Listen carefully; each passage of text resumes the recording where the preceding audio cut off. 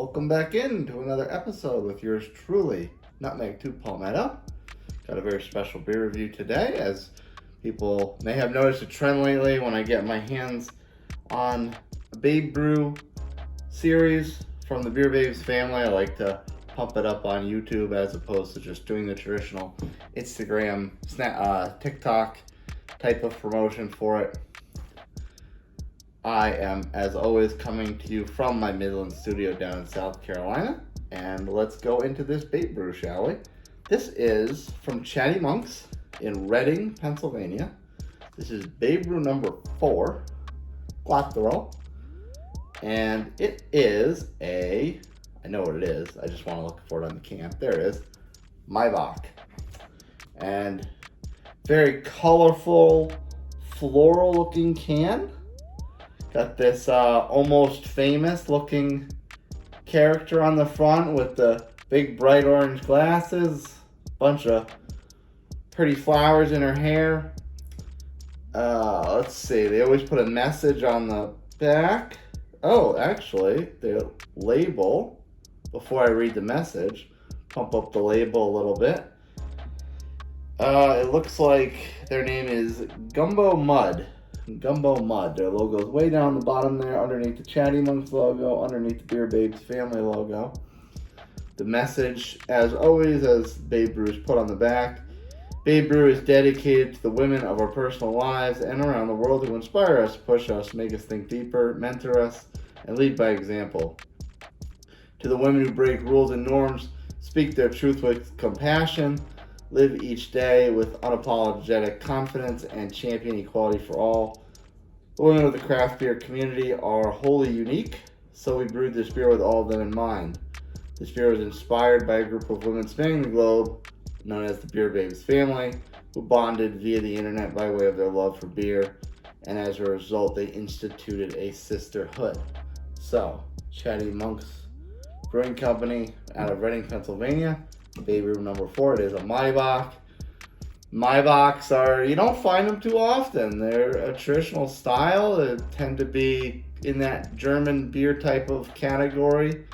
And those are the type of, as most people know that follow me, I'm not always the biggest fan of traditional styles, but styles like this, whether they be Maibocks, whether they be Schwarzbiers, those kind of random traditional styles, those are the ones that kind of like gateway drug me into liking traditional styles more and more. So I'm definitely excited this one. I've had Maibocks in the past. Sometimes they're hit or miss, but I've got a good track record with liking what the Beer Babes family puts out there. So excited to pop this one open with you and see what she's all about.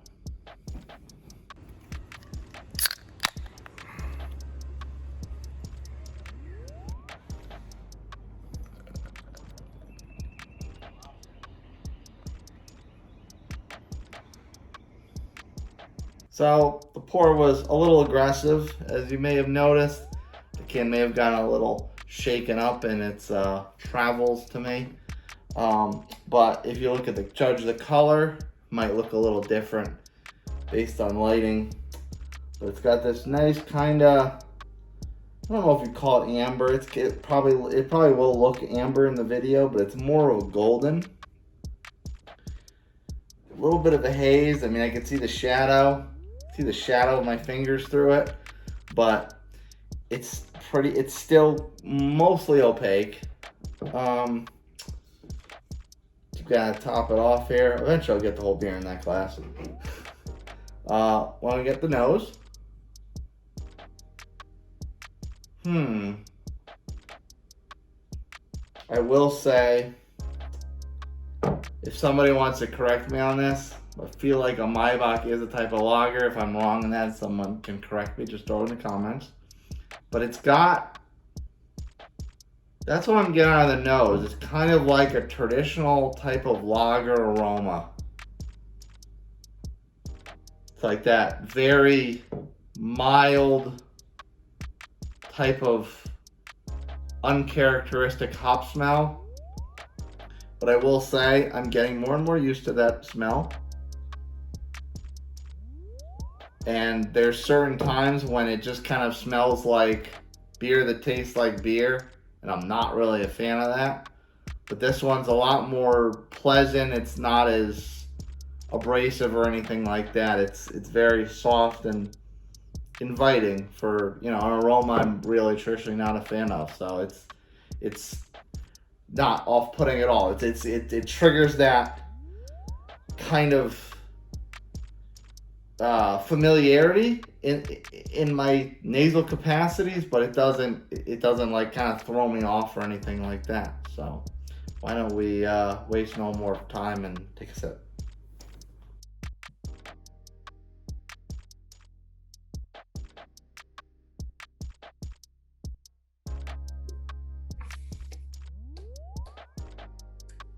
There's something really interesting in there. Not sure if I can play, so let's take another sip.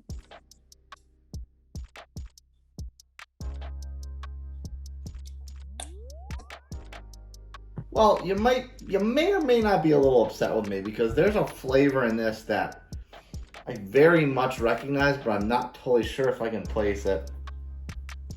Does it qualify as a crispy boy? Yes, or crispy girl, as the case may be. Absolutely. It's got a nice kind of clean cut, crispy mouthfeel. Nothing that's coming at you from strange angles. Very much that traditional type of mouthfeel and refreshing and kind of palate cleansing, if you will. Does it qualify as a traditional German style? I would say so. It's got a strong malt presence. The hops are more subtle. It definitely has, like I said, it has that crisp mouthfeel, crisp and clean mouthfeel. But I guess it's been a while since my last Maibock because I can't really recall back anything in my memory that Maibock has a traditional characteristic of. And this does taste very, very familiar. It definitely has a bit of a maltiness to it. I feel like maybe it falls into a caramelly type of note. I think caramel might be the closest thing I could come up with as my brain escapes me. Kind of like that, but really what I'm getting a lot of is the cleanness, the maltiness, and again there's that note that I know I recognize, but I don't necessarily can't totally recall it. The closest I can think of is a kind of a caramelly note, which just may be what a Maibock tastes, maybe what a Maibock carries. I will say, maybe it's starting to come back to me as I talk. I do recall one Maibock I had in the past, which was very similar to this. So, if I had to place that note, I would probably say caramelly, for lack of a better word. But for the most part, it's that crisp mouthfeel. It's a lot of maltiness, subtle maltiness. It really doesn't taste bitter at all. You're not getting any kind of bitterness out of this. It's really just a clean, crisp, refreshing traditional beer. Very good. Cheers to Chatty Monks, and congratulations again to the Beer Babes family for putting out another solid rendition in their well, I don't know if you call it a long series, but it's certainly turning into a long series of these beers that come forward as to support the cause of the advancement of women in craft beer. If you want more from me, go ahead and smash that like button, subscribe to my channel, hit that notification bell so you know exactly when my videos drop, coming straight to you on your phone, tablet, mobile device, computer, whatever the case may be, however you view these silly little videos of mine.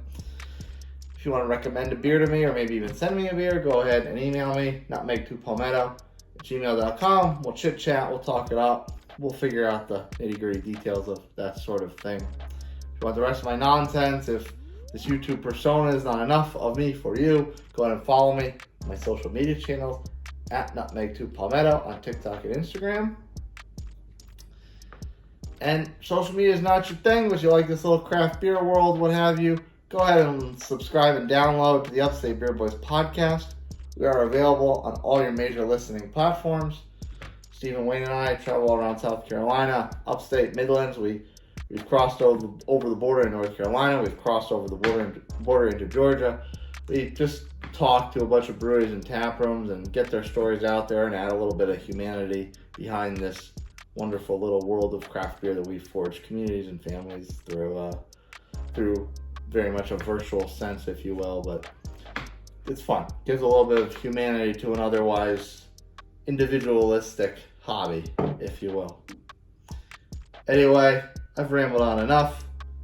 Cheers again, Chatty Monks. Congratulations to Beer Babes family, and I'll see you on the next one.